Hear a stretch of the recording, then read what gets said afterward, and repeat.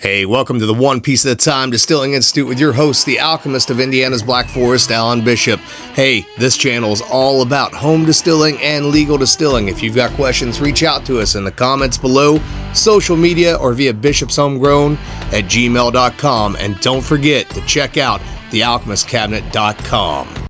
Hey guys, back again answering some questions for the One Piece at a Time Distilling Institute. So I had a really good question from my friend Laura Petruzio over at the Fields Foundation. So Laura also does a lot of American whiskey history, specifically based on Pennsylvania, and she is very, very much responsible for bringing Rose and Rye back to Pennsylvania. We've had her on Distillers Talk a number of times. We're about to have her back on to talk about rectifying and why that word got a bad name, but didn't necessarily have to have a bad name. And I'm really looking forward to that conversation. She and I, when we have a conversation on the phone, it usually becomes a multi-hour sort of conversation with deep dives into distillation history, etc. So I'm glad to get a question from her here on the channel. I promise you guys that process videos are coming. I do have cranberry mash and I've got coffee mashes going. It's been so damn cold outside. And, well, it's not really been that cold this January, but it's been too cool for fermentation to be efficient, specifically in the cellar where I do my fermentation. So everything kind of stalled out a little bit. I did also have to fix the pH on the cranberry because it crashed on me, which I should have figured that it would have, but that's all right. It's coming along. As soon as it's done, we will do some of those comparative things we talked about between the 13 stills, One Piece at a Time Distilling Institute crossover Black Forest Edition still, as well as Wayne Herbert of Ozark Stillworks and his Shocker Deflamator and the Mr. Fusion Pot Still Deflamator head. So that's all stuff to look forward to. I'm also working on a maple syrup video for you guys because I do a lot of stuff outside of distillation as well, or things that are kind of tangentially related to distillation. I do a lot of homesteading sort of stuff, and that's stuff I think it's worth sharing with you guys on the channel too that you might be interested in. We've got a agave video coming up before too long. Basically I have to call it an agave spirit, but it'll be a little bit of a hybrid. So it'll be some agave and some smoked grain and some ginger and some various other things that we're playing around with. So Laura's question basically revolves around rye and its peppery characteristic and where that peppery characteristic comes from and whether or not that is actually a fault of fermentation and distillation, which I very firmly believe that it is or can be. Now, can it be positive? Yes, absolutely it can be. I certainly find the black cherry characteristic of certain 95.5 ryes much more offensive than I do some of the more peppery ryes, and I also find the dill characteristic a little bit more offensive than some of the more peppery ryes. But Laura is asking where that compound comes from, or what can cause it, or ways to remedy this. So this is something that I am keen to talk about to some degree here, and there is a little science here. So there's a lot of different things that do cause this, and I will say this. I think that the vast majority of what causes that pepperiness in rye in most situations, particularly in home distilleries or pot still distilleries, and I will start here, is that we've talked about it on the channel in the past, that flavor can be positive or negative, right? So a flavor can be something you enjoy or a flavor that you don't enjoy. And one of the ways that you get around some of those more volatile flavors that you don't enjoy is by running your worm at the proper temperatures, or your shell and tube condenser at the proper temperatures. What's proper temperature? We've talked about that before. It's not necessarily the temperature of the water coming off the worm or through the condenser. We'll just use the word condenser from here on out.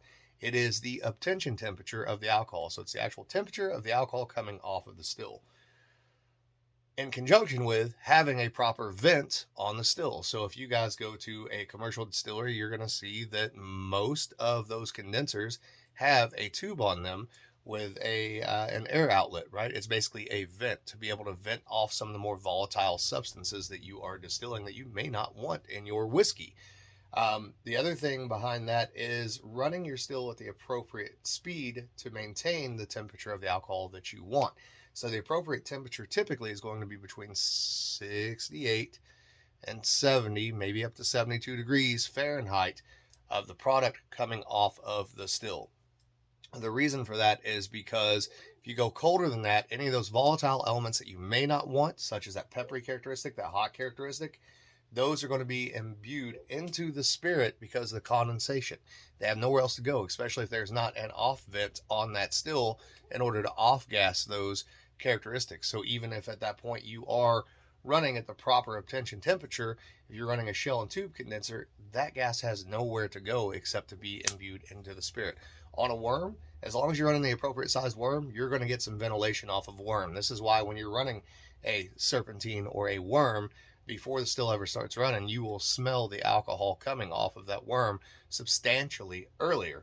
I do not think that peppery character of rye is something that traditionally, especially in pre-prohibition whiskeys and some of the ones that I've tasted and the methodologies that I have put into practice with pre-prohibition whiskey recreations, that peppery characteristic was not a part of rye whiskey on a wide scale basis. That is a modern thing related to distillation protocol.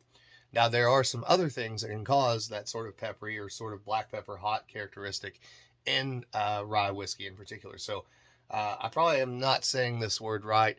Acrolein, Acrolein, I believe, is a compound that is well known in pot still distillation, for example. And so acrolein, we as distillers do refer to that as a black pepper characteristic. That particular compound is produced by the breakdown of glycerol. So during fermentation and specifically distillation, where you're in contact with the yeast over time in the still, breaking them down or breaking that characteristic glycerol down that the yeast has produced. There's no way to completely avoid that in a pot still or a batch system. This would include a 3-chamber still. You're always going to have a little bit of it, but you want to sort of mitigate it as much as you can. And one of the ways that you mitigate that is, again, by controlling your obtention temperature coming off of the still. It is fairly well known, well understood. Most of it should be trapped in the foreshots or the heads of the distillation. So as long as you're getting your foreshots off and you're getting the heads cut where you want it at to make a nice clean spirit, you should be getting rid of most of it. Ventilation and proper obtention temperature should take care of almost all of the rest of it. Two of the other factors that are common, and this is common in both rye and wheat production, small grain production, even from commercial rye producers that are selling directly to distillers, this is very common.